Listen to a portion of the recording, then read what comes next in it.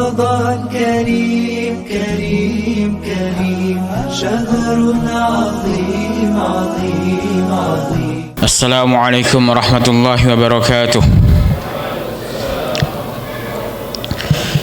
إن الحمد لله نحمده ونستعين ونستغفره ونعوذ بالله من شرور أنفسنا ومن سيئات أعمالنا. من يهد الله فلا مضل له ومن يضلله فلا هادي له. أشهد أن لا إله إلا الله وأشهد أن محمدا عبده ورسوله الذي لا نبي بعد أما بعد. Ikhwatul kiram, jamaah salat Isya dan tarawih yang dirahmati oleh Allah Subhanahu wa taala. Alhamdulillah, berkat inayah, rahmat, hidayah yang Allah berikan kepada kita di malam hari di bulan suci Ramadan ini, Ia mudahkan langkah kita, gerak kita, pergerakan anggota tubuh kita, hati kita untuk dapat hadir di masjid ini. Tentunya tidak lain tidak bukan adalah dalam rangka untuk melaksanakan ibadah suci di bulan suci Ramadan ini berupa salat Isya, dan telah kita selesaikan salat Isya berjamaah dan akan kita lanjutkan insyaallah dengan salat tarawih.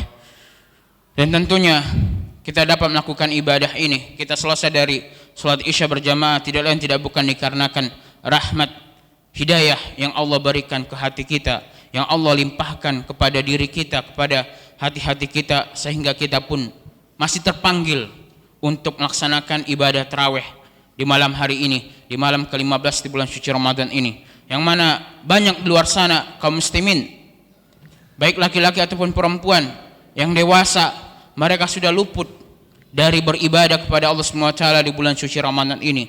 Mereka pun meninggalkan salat tarawih. Mereka hanya mementingkan hanya untuk berpuasa. Mereka hanya mencukupkan diri mereka untuk berpuasa kepada Allah Subhanahu wa taala. Padahal hakikatnya Ramadan bukan itu kuncinya, tetapi Ramadan itu kuncinya bagaimana kita betul-betul meningkatkan ketakwaan kita, keimanan kita, kualitas takwa kita kepada Allah Subhanahu wa taala. Karena jangan sampai kita menjadi orang yang hina, bahkan orang yang tak dapat ampunan, bahkan disebabkan hal itu kita pun dimasukkan oleh Allah Subhanahu wa taala ke dalam nerakanya, disebabkan kita menyia-nyiakan bulan suci Ramadan. Sebenarnya dalam hadis Nabi Muhammad sallallahu alaihi wasallam bersabda, "Kana Nabi Muhammad sallallahu alaihi wasallam sa'ada al-minbar wa qala amin amin amin." Nabi Muhammad sallallahu alaihi wasallam pernah menaiki mimbar ketika beliau akan hendak berkhutbah. Kemudian ketika beliau menaiki tangga yang pertama, beliau mengucapkan amin. Lalu ketika beliau menaiki tangga yang kedua, kembali Nabi Muhammad SAW mengucapkan amin. Kemudian Nabi Muhammad SAW menaiki tangga yang ketiga, kembali Nabi Muhammad SAW mengucapkan amin. Kemudian para sahabat ridwanullah ajma'in, "Qila ya Rasulullah, innaka sa'idtal minbar faqulta amin amin."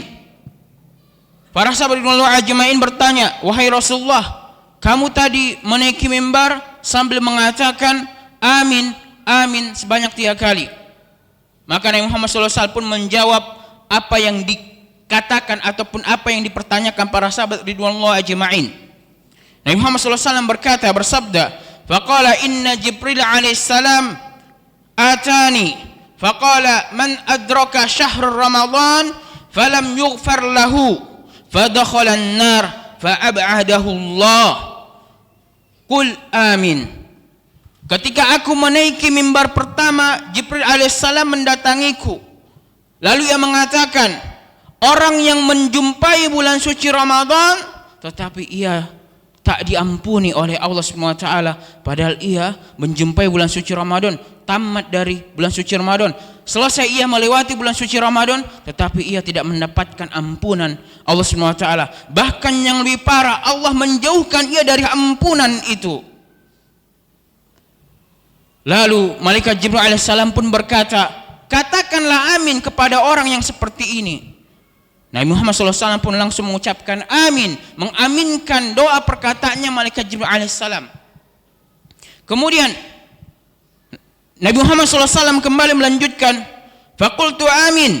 Lalu aku kembali mengucapkan amin atas doa dan perkataannya Jibril alaihissalam, wa man adraka abawaihi aw ahadihima falam yabarruhuma famata fadakhala an-nar, yaitu seorang yang mendapati kedua orang tuanya, ayah dan ibunya, atau salah satu di antaranya, baik itu ayahnya atau ibunya, ia mendapati keduanya atau salah satu di antaranya itu dalam usia senja, tetapi ia tidak berlaku baik, tidak berbakti kepada kedua orang tuanya, fadakhalan nar, ia pun masuk neraka dikarenakan ia tak mampu berbakti, ia tidak mau berbakti kepada orang tuanya di usia senjanya. Kemudian Nabi Muhammad SAW juga mengatakan amin ketika menaiki tangga ketiga, dan Rasulullah SAW menjelaskan atas apa yang beliau lakukan itu adalah wa man dzukirtu indahu falam yusalli alaika wa man dzukirta indahu falam yusalli alaika. Malaikat Jibril alaihissalam mengatakan kepada Nabi Muhammad SAW, orang yang disebutkan namamu Muhammad, mereka pun tak mau bersolawat, bahkan enggan bersolawat ketika mereka mendengar namamu disebutkan. Maka termasuk orang-orang yang enggan bersolawat ini akan masuk neraka juga, akan dimasukkan oleh Allah SWT ke dalam neraka. Lalu Nabi Muhammad SAW kembali mengucapkan amin atas apa yang disebutkan atau yang diucapkan oleh Malaikat Jibril alaihissalam. Ikhwatul kiram, jamaah yang dimuliakan oleh Allah SWT, kita dapat memahami dari hadis ini beberapa poin penting. Pertama, orang-orang yang Allah berikan ia nikmat karunia dapat hadir di bulan suci Ramadan ini. Allah berikan ia nikmat untuk tetap hidup menikmati bulan suci Ramadan ini, tapi ia tidak memaksimalkan bulan suci Ramadan ini dengan ketaatan kepada Allah SWT, sehingga ia pun tidak mendapatkan ampunan dari Allah SWT. Padahal Nabi Muhammad SAW telah bersabda dalam hadis yang diriwayatkan oleh Imam Al-Bukhari dan Muslim dalam kitab sahih mereka berdua, atakum syahra mubarak syahrul Ramadan, telah datang kepada kalian bulan suci Ramadan, bulan yang penuh berkah, bulan yang mulia, bulan agung. Tuftahu fihi abwabul jannah wa tughlaqu fihi abwabun nar.